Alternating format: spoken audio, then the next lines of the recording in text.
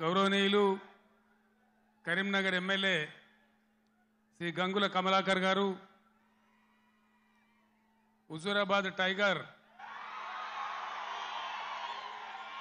శ్రీ కౌశిక్ రెడ్డి గారు, టైగరేనా?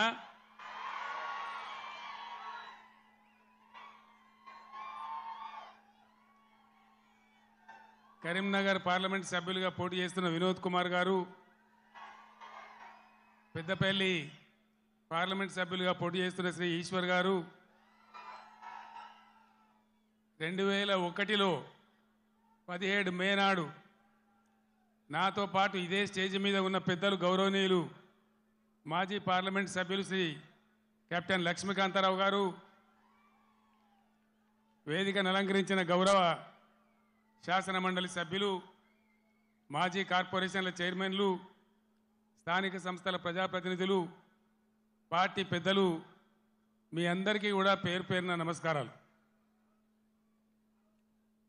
సభలో ఆసీనులైనటువంటి అన్నదమ్ములకు, అక్క చెల్లెలకు నా నమస్కారాలు. తెలంగాణ ఆశలు అడియాసలై దిక్కు తోచని స్థితిలో భయంకరమైన కరువు కాటకాలతో, కరెంటు కోతలతో, ఆత్మహత్యలకు, వలసలకు ఆలవాలంగా మారిన తెలంగాణ ఇంకెక్కడైతుంది తెలంగాణ? ఏ బాబు జరగరాదే, ఆ స్టేజ్ మీద లేందా తమాషా? జరుగు, ఇంకా జరుగు, జరగాయా బాబు? ఇంకా జరగండి, కోషిష్ చేస్తారందా? ప్లీజ్ జరగండి. దిశ దశ లేకుండా అన్నమో రామచంద్ర అని అలమటిస్తున్న తెలంగాణ కోసం హైదరాబాద్ జలదృశ్యంలో ఫోటోగ్రాఫర్స్ ప్లీజ్ జరగండి, ప్లీజ్ జరగాయ బాబు.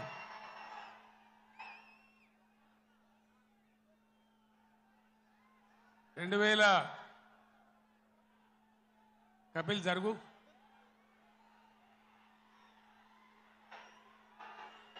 జరగాయ బాబు, అంతా లుల్లి పెట్టి తినబడతలేదా?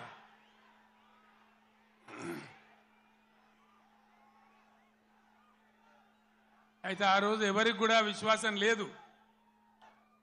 తెలంగాణ అనే మాటనే అసెంబ్లీలో మాట్లాడవద్దు అనేటువంటి ఆంక్షలు ఆ రోజు నాకున్న పదవులన్నీ ఇసిరి వాళ్ళ ముఖాన పడేసి తెలంగాణ ఖచ్చితంగా నిలబడాలి, కలబడాలి, సొంత రాష్ట్రం కావాలి, అయితే తప్ప దిక్కులేదని ఒక్కనిగా ఒక సైన్యంగా నాతో పాటు పిడికడి మందితో జై తెలంగాణ అని బయలుదేరినాం. హైదరాబాద్లో చర్చోపచర్చలు, ఎక్కడికి పోవాలి, ఏం చేయాలి, మీటింగ్ స్టార్ట్ చేయాలి, ప్రజల్లోకి పోవాలి, ఇది ప్రజా గర్జన కావాలి. బ్రహ్మాండమైనటువంటి చైతన్యవంతులైన ప్రజలున్న జిల్లా కరీంనగర్ జిల్లా. ఇది పోరాటాల గడ్డ. ఇక్కడి నుంచే ప్రారంభించాలని భావించి ఇదే ఎస్ఆర్ఆర్ కళాశాల మైదానంలో ఇదే రాత్రి సమయంలో మే 17వ తేదీ 48 డిగ్రీల ఎండ అయినా కూడా ప్రజల చైతన్యం ఉన్న జిల్లా అని చెప్పి తెలంగాణ ఉద్యమం కోసం ఊపిరిలూదాలని నమ్మి ఇక్కడికి వస్తే ఆనాడు మీరు తెలంగాణ జెండాను ఆకాశమంతా ఎత్తిన గడ్డ ఈ కరీంనగర్ గడ్డ. ఈ కరీంనగర్ గడ్డ మట్టినే బొట్టుగా పెట్టుకొని ఇక్కడనే పిడికిలెత్తి కార్యాచరణ చెప్పి నేను ఉద్యమం కోసం బయలుదేరిన. తర్వాత కథంతా మీకు తెలుసు, మీరే కథానాయకులు, మీరే నన్ను ముందుకు నడిపిండ్రు. కానీ కాంగ్రెస్ పార్టీ ఎటువంటి పార్టీ? నువ్వెక్కడిదివా, మాతో నువ్వు గెలిచినవు కేసీఆర్, అసలు నీకు లెక్కేంది, నీ బిషాదేంది అని మాట్లాడితే ఆనాడున్న కేంద్ర మంత్రి పదవిని ఎంపీని కూడా నేలకేసి కొట్టి రారా నా కొడుక కరీంనగర్ కన్నా నేను మళ్ళీ ఇక్కడికి వచ్చిన. ఎన్ని కోట్లు ఖర్చు పెట్టినరో, ఎన్ని మాయోపాయాలు చేసినరో, మొత్తం రాష్ట్ర ప్రభుత్వం ఎన్ని గింగిరాలు కొట్టిందో మీకు తెలుసు నాకంటే ఎక్కువ. కానీ బ్రహ్మాండంగా మళ్ళొక్కసారి ఇది పదునైన కరీంనగర్ గడ్డ బిడ్డ, ఇది తెలంగాణ అడ్డ అనే పద్ధతిలో 2.5 లక్షల మెజార్టీతో నన్ను గెలిపించి మరొక్క మారు తెలంగాణ చైతన్యాన్ని చాటిన గడ్డ ఈ కరీంనగర్ గడ్డ. రాజకీయాలలో పరిణామాలు జరుగుతుంటే మనం మంచిగా చేసినాం, తెలంగాణ సాధించినాం. నేను మీకు ఒకటే మాట మనవి చేస్తా ఉన్నా, కొన్ని సందర్భాలలో అత్యాశకో దురాశకో లేదా మరో రకంగానో ప్రజలు మోసపోతారు. మొన్న కూడా మోసపోయి కాంగ్రెస్ పార్టీని గెలిపించాను. ఈరోజు 3 నెలల లోపలనే 100 రోజుల్లోనే ప్రజలు ఏం జరుగుతుందో మీకు తెలుసు. మీరందరు గ్రామాలలో ఉంటారు. ఏం మాట్లాడతామంటే మేము ఎక్కువ ఇస్తాం, మీకు 6 సందమామలు పెడతాం, 7 సూర్యులు పెడతాం అని మాట్లాడింది. రైతు బంధు 15,000 వేస్తాం, కళ్యాణ లక్ష్మికి తులం బంగారం కల్పిస్తాం. ఇవాళ నోటికి మొక్కాలే 420 హామీలు ఇచ్చిండు, బయలుదేరిండు. ఇవాళ ఏం మాట్లాడుతుండ్రు? రైతు బంధు అడిగితే చెప్పుతోను కొడతామంటాడు ఒక మంత్రి. నేను చెప్పిన బిడ్డ, రైతుల చెప్పులు చాలా బందోబస్తుంటాయి, దబ్బన వాళ్ళు అదే పనికెత్తుకుంటే ఏమవుతుంది మీకు గతి అని కూడా నేను చెప్పిన. బందోబస్తు ఉండే ఆ రైతుల చెప్పులు. మంత్రిగా ఉన్న వ్యక్తి రైతు బంధు అడిగితే చెప్పుతోను కొట్టుకుంటాడు. ఇంకెవడో సన్నాసిగాడు కూడా అంటాడు. అంటే ఏందన్నట్టు? ఇప్పుడు ఇన్న ముఖ్యమంత్రి ఆయనను 6 గ్యారెంటీలు ఇవ్వయా, కరెంట్ ఎందుకు మాయమైందా, నీళ్ళు ఎందుకు మాయమవుతున్నాయని అడిగితే ఆయన నేను పండబెట్టి తొక్కుతా, పేగులు మెడలేసుకుంటా, పెండ ముఖానికి రాసుకుంటా, చీరుతా సంపుతా, మానవ బాంబునైతా, మట్టి బాంబునైతా అని మాట్లాడతాడు. ఇంత అసహనమా? ఒక ముఖ్యమంత్రి మాట్లాడవలసిన భాషనా ఇది? పద్ధతా? తెలంగాణ రాష్ట్రానికి సమాజానికి ఇది ఒక గౌరవమా? దయచేసి ప్రజలు ఆలోచించాలని చెప్పి నేను కోరుతా ఉన్నా.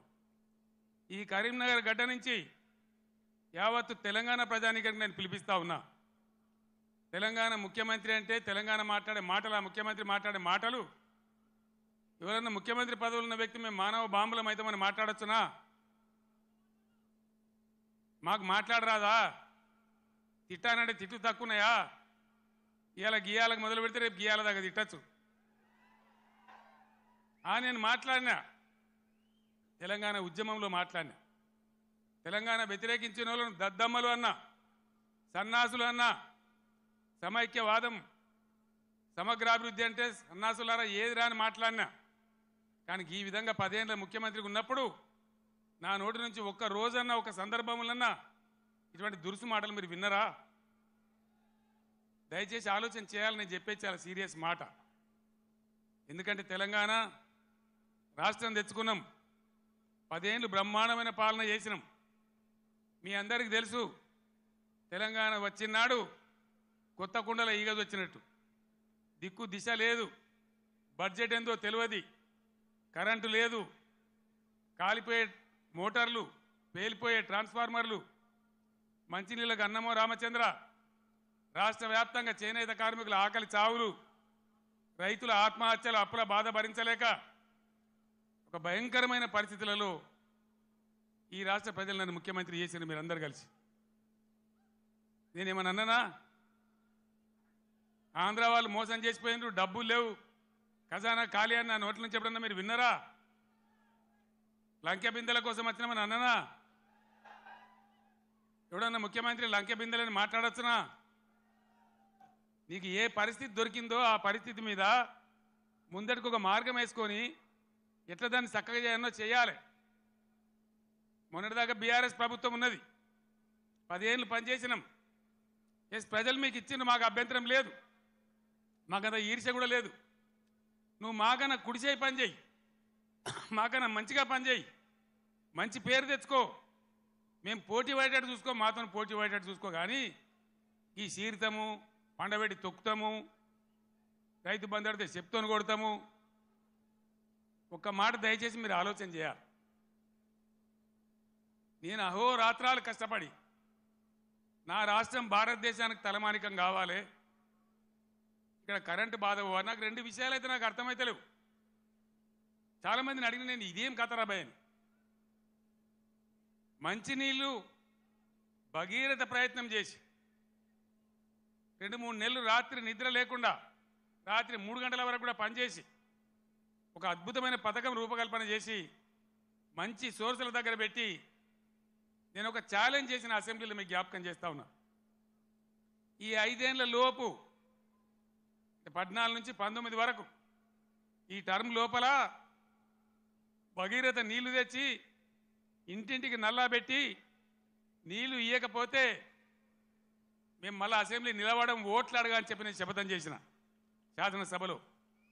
అదే పద్ధతిలో తెచ్చి ప్రతి ఇంటికి ఆదిలాబాద్ గోండుగూడెంలో నల్లగొండ లంబాడి తండాలో అందరికి కూడా వచ్చే విధంగా ప్రతి ఇంటికి నల్లా ఇచ్చి బ్రహ్మాండంగా మంచినీటి సరఫరా చేసినాం. ఇప్పుడున్న ప్రభుత్వానికి ఆ పథకం నడిపే తెలివి లేదా అని నేను అడుగుతా ఉన్నా. ఎందుకు ఇలా మిషన్ భగీరథల సమస్యలు వస్తూ ఉన్నాయి?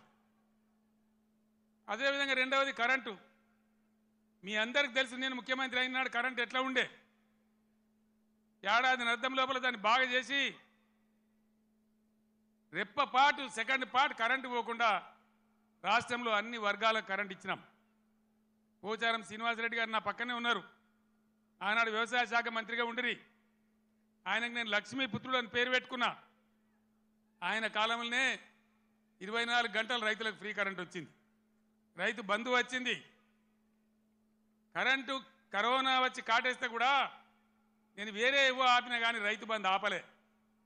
వ్యవసాయం జరగాలి, గ్రామాలు నిలబడాలి, రైతాంగం నిలబడాలని కరోనా వచ్చి బాధ పెట్టినా, ఖజానాల డబ్బులు లేకున్నా, అప్పో సప్పో చేసైనా సరే రైతు బంధు ఆపలే.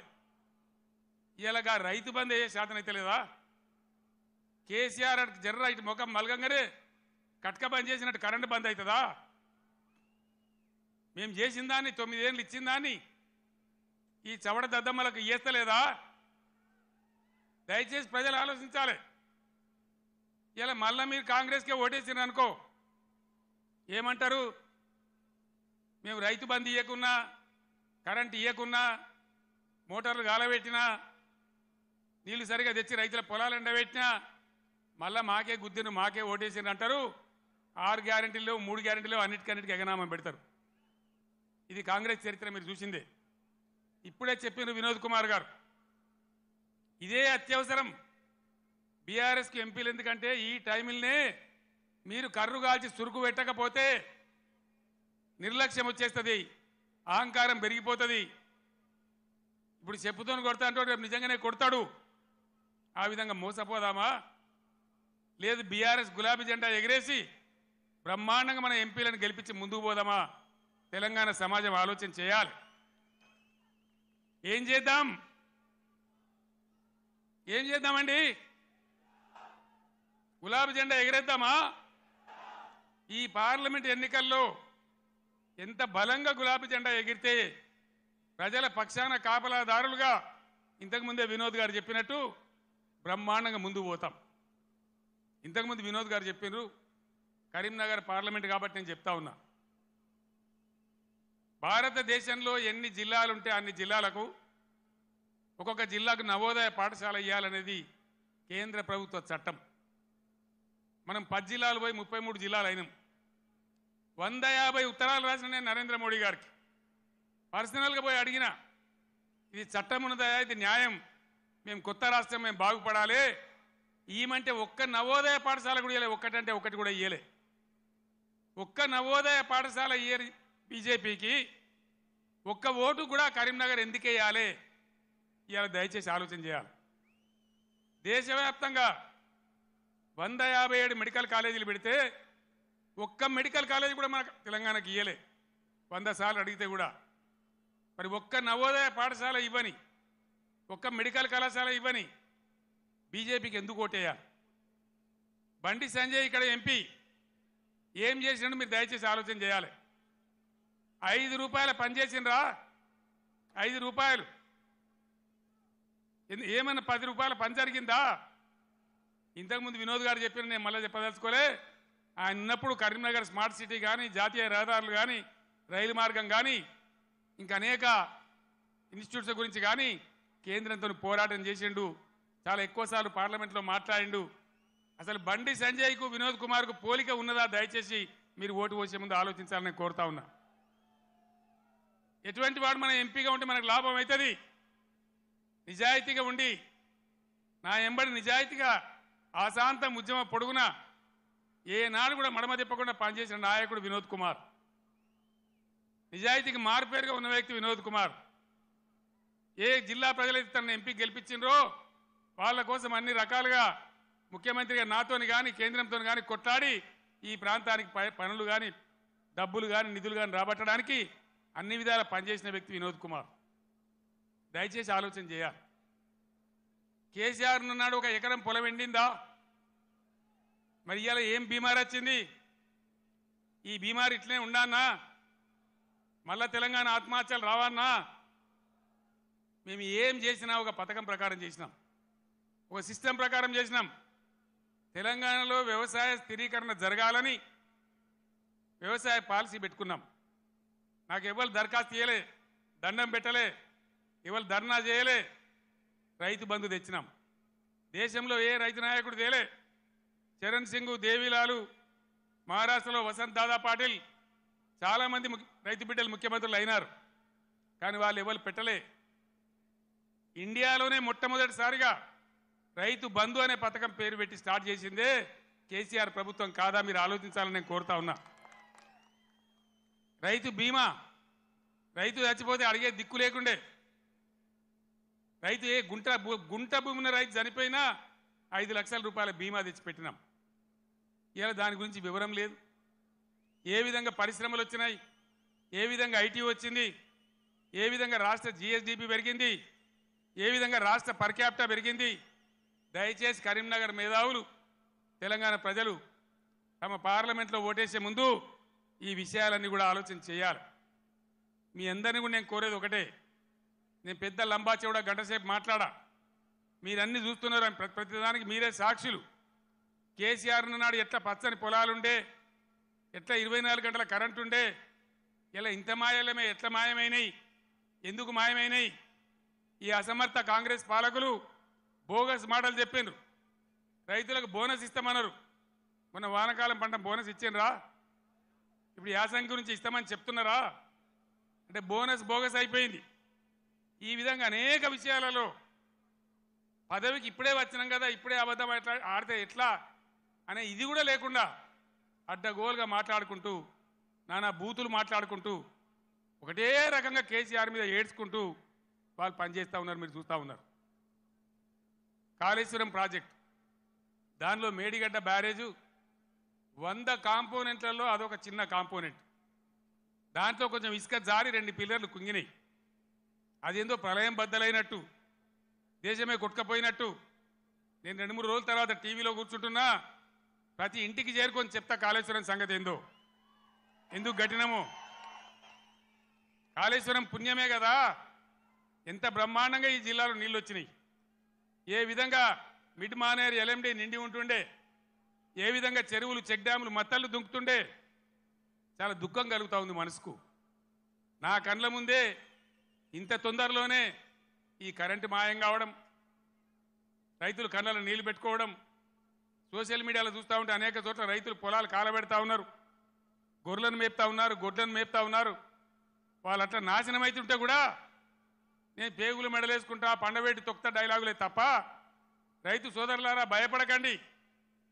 ఒకనాడు ఇదే ఎస్ఆర్ఎస్పీకి నీళ్ళు తక్కువ పడితే సింగూరు డ్యాంలో ఉంటే అక్కడి నుంచి తెచ్చి వరంగల్ దాకా ఇచ్చి కూడా పంటలు కాపాడిన సిఆర్ గారు నా పక్కనే ఉన్నారు. ప్రభుత్వం అంటే అట్లా ఉండాలి, దమ్ము ఉండాలి, ధైర్యం ఉండాలి, రైతాంగాన్ని కాపాడాలనే ప్రేమ ఉండాలి. ఆ ప్రేమ ఉంటే, ఆ సోయి ఉంటే ఇవాళ ఈ పరిస్థితి రాకపోవు. ఎంతసేపు కేసీఆర్ని మన బదనాం చేయొచ్చా? మేడిగడ్డ ఈ గడ్డ చెప్పి దమన మన మన పనులలో ఒక పన్ను వదలవుతుంది. 32 పనులు రాలగొట్టుకుంటామా?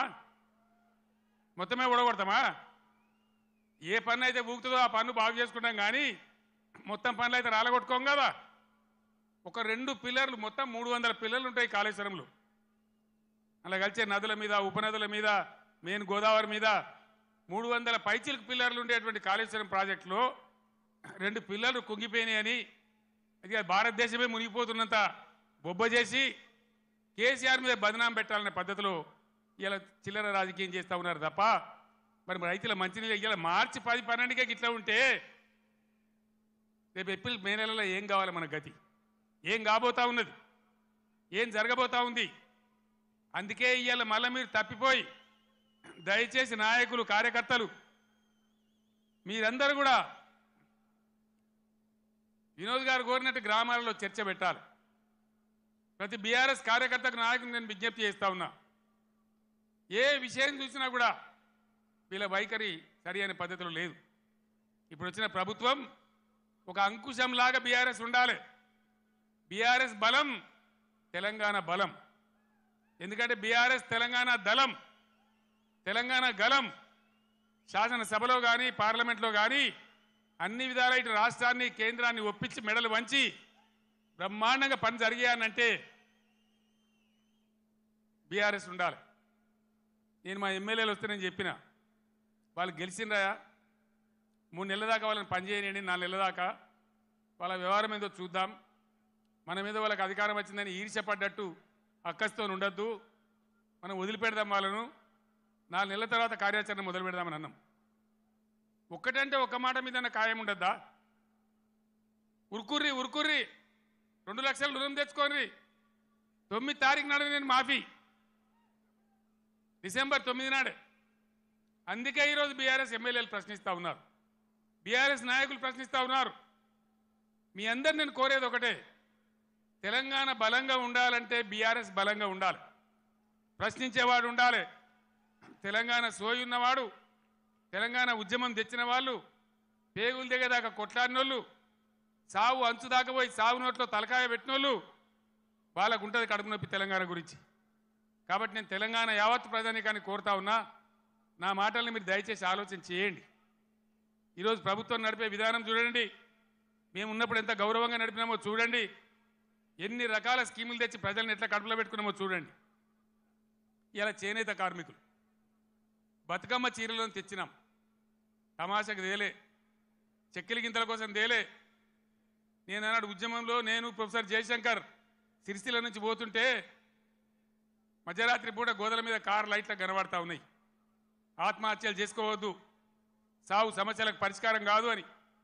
అవి చూసి మేము కళ్ళలో నీళ్లు పెట్టుకొని ఏడ్చినాం.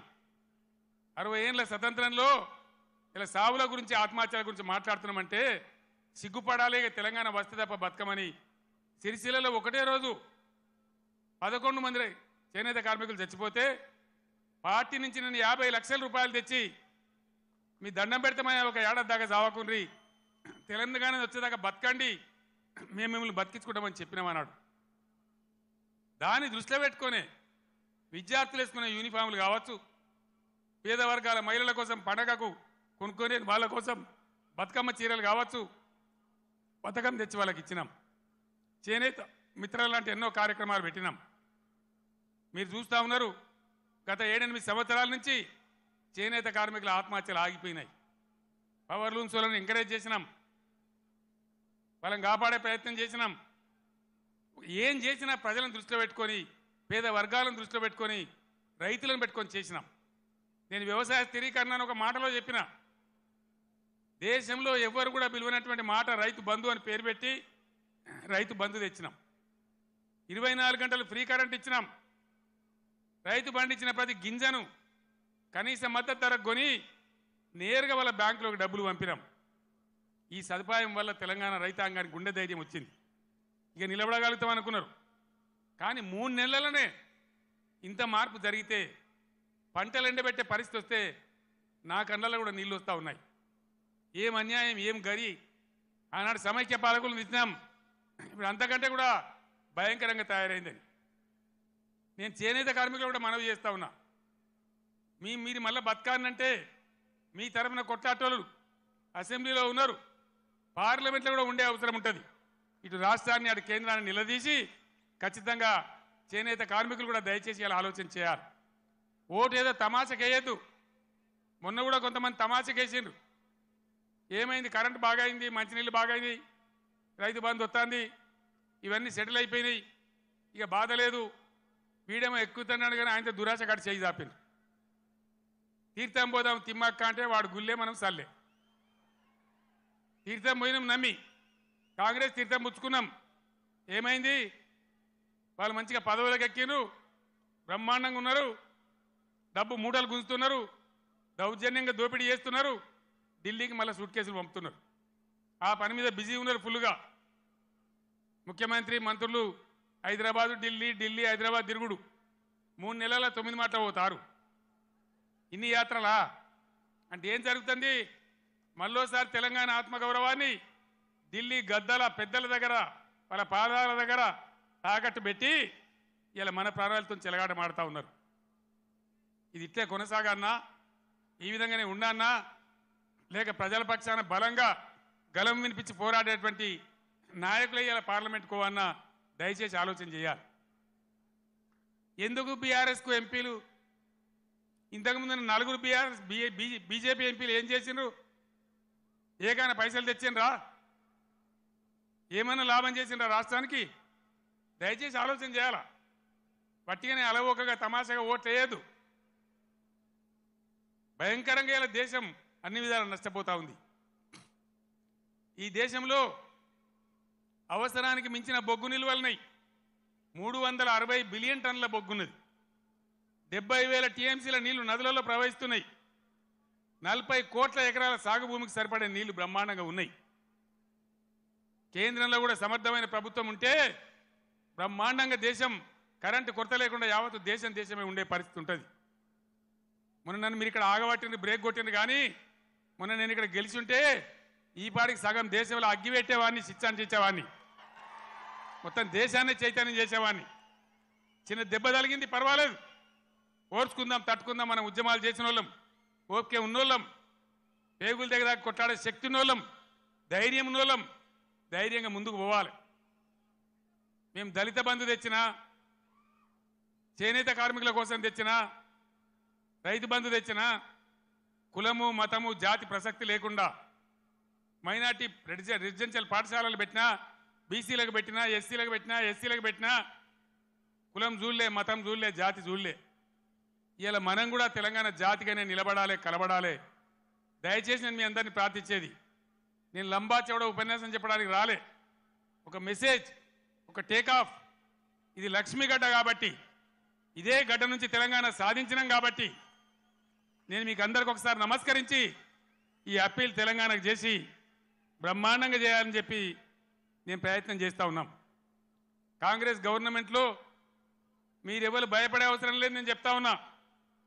పోలీస్ సోదరులారా మీకు మనవి చేస్తా ఉన్నా, మీరు అనవసరంగా గ్రామాలలో చిచ్చులు పెట్టి సోషల్ మీడియా పోస్టులు పెట్టిన వాళ్ళని కూడా బెదిరిస్తూ ఉన్నారు. ఇది మంచిది కాదు. మీరు చూడండి, ప్రజల స్పందన చూడండి. నేను అడుగుతా ఉన్నా, మీకు పోలీసులకు రాజకీయాలు ఎందుకండి? ఏమక్కర్నాయి మీకు రాజకీయాలు? ఇలా ఎవరికి అధికారం శాశ్వతం?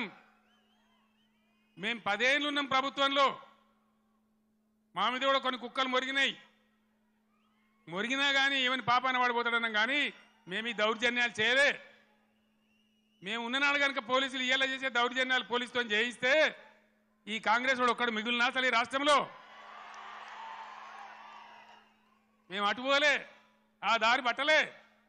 మేము ప్రజల సంక్షేమం కోసం పనిచేసినాం, 24 గంటల కరెంటు కోసం పనిచేసినాం, పేద ప్రజల ఆకలి తీర్చాలని పనిచేసినాం, ముసలి మురిగ వాళ్లకు 2000 రూపాయల పెన్షన్ ఇచ్చి ఆదుకున్నాం. ఎంత చెప్పినామో అంత అమలు చేసి చూపించినాం. ఒకటో అరణో తప్పితే అన్నిటికన్నీ అమలు చేసినాం.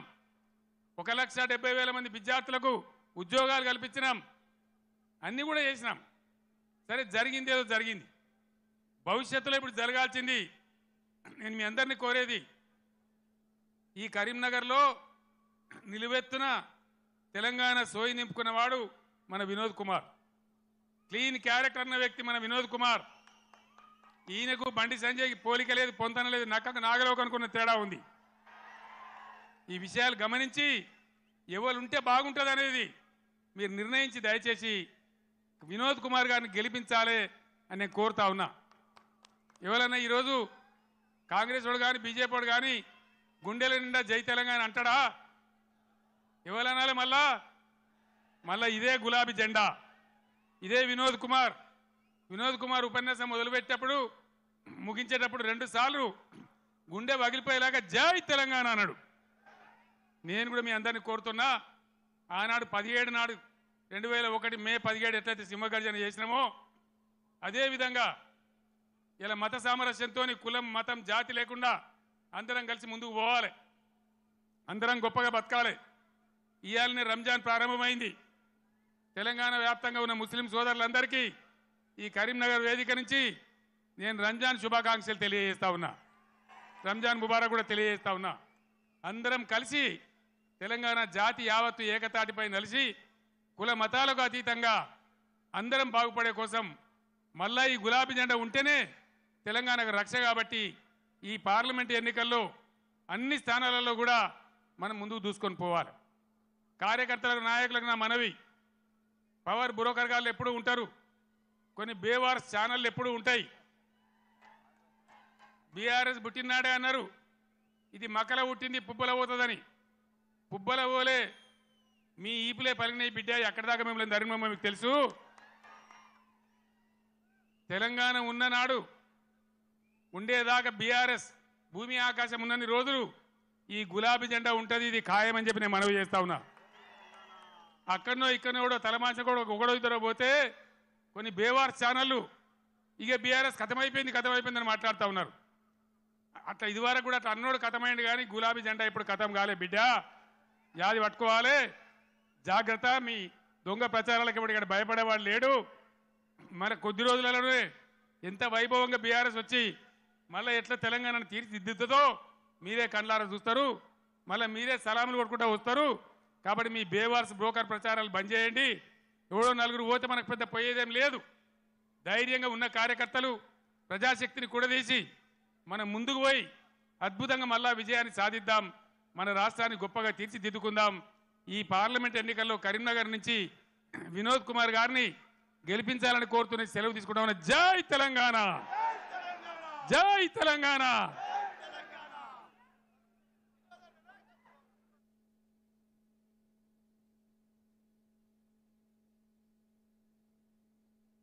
దమ్మున్న గడ్డ మీద దమ్మున్న నాయకుడే పుడతాడు. ఇలా కాళేశ్వరం ప్రాజెక్టు అనుమతులు కానివ్వండి, పాలమూరు ఎత్తిపోతుల అనుమతులు కానివ్వండి. ఇలా ఏ అజయ్, మీ నాన్నగారిని చూడు. ఈ వయస్సులో మనం ఇలా ఉండగలమా? తప్పకుండా ఉంటాం. నాన్నగారిలా సరైన ప్లానింగ్ చేసినట్లయితే. అని మనం ఈ వయసు వచ్చే వరకు వెయిట్ చేయాల్సి ఉంటుంది కదా? అసలు కాదు, మేము ఇప్పుడు ఇన్వెస్ట్ చేసాం ఎల్ఐసి వారి న్యూ జీవన్ శాంతిలో. ఇది మనకి డిఫర్డ్ అన్యూటీని ఇస్తుంది, అంటే కొన్ని సంవత్సరాల తర్వాత క్రమం తప్పని ఆదాయం. I see. ఎల్ఐసి యొక్క యాన్యుటీ ప్లాన్స్ ఇస్తాయి. యాన్యుటీ ఆప్షన్స్ మరియు క్రమం తప్పని ఆదాయం పొందడంలో సౌలభ్యం కూడా. ఎల్ఐసి, ప్రతి క్షణం మీ తోడు.